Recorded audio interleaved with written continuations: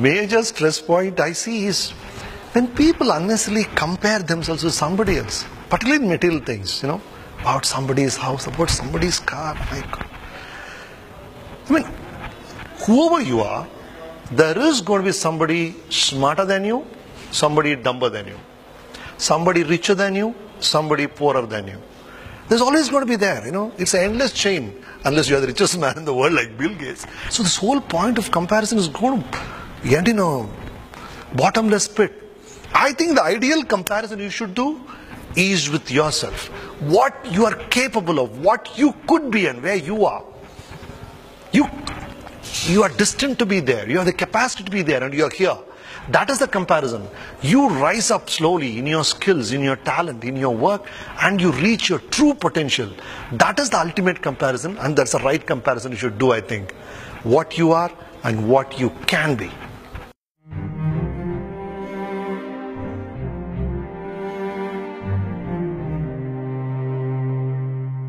You're happily at home, waiting for your husband to come. You made a lovely meal, and you imagine that this guy is going to come, appreciate the meal and say, wow, darling, that was great.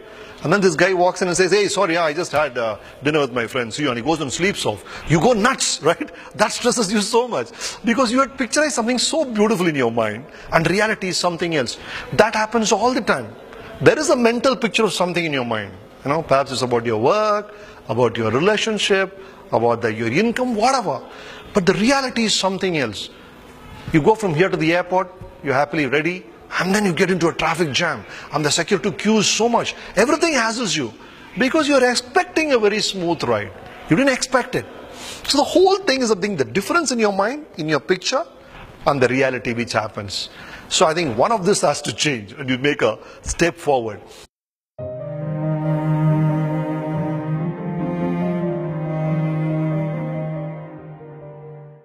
See, my mother used to tell me, don't waste money, it doesn't grow on trees.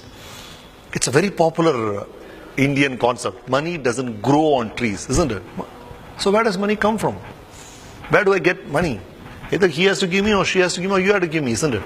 Money comes from other people. And when do they part with the money? I'm not going to part with my money, simply.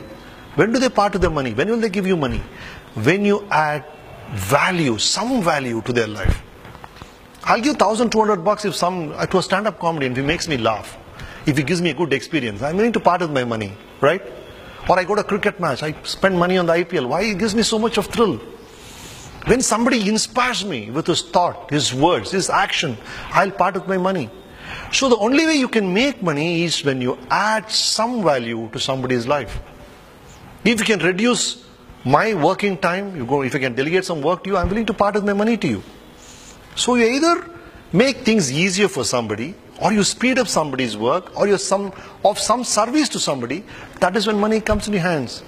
And if you want to increase your income, the only way you can increase is add more and more value to others' lives. Make yourself so capable. Increase your skills so much that people are willing to pay for it.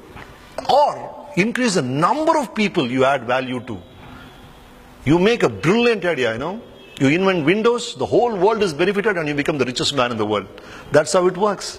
Think of something which benefits a lot of people, and you make a lot of money.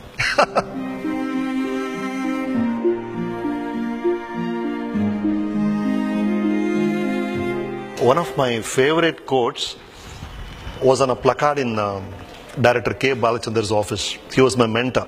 And he had a placard saying, today is the first day of the rest of your life. I think that's a fabulous thing. Whatever you decide today. Okay, till yesterday, okay man, I goofed up. I was a mess. But from today, I decide. Now you see what I can become. That I think is a great thing to say. If you're coming here on this road, there's a board there. No U-turn. Life doesn't have that board at all. You can take a U-turn anytime you want. It's just on you to decide that now you see a new me, a fresh me, I'll show who I am. Of course it's going to be tough. Obstacles are going to be there. See, why do you enjoy a cricket match, Durgesh? Why do you enjoy a football match, or why do you enjoy this game so much? Because somebody is trying to hit a sixer, but the other man's idea is only to make him out. Every cricket ball starts with the idea of making the batsman out. He is a clever guy. He'll hit a sixer, he'll hit a four. He's got the skill.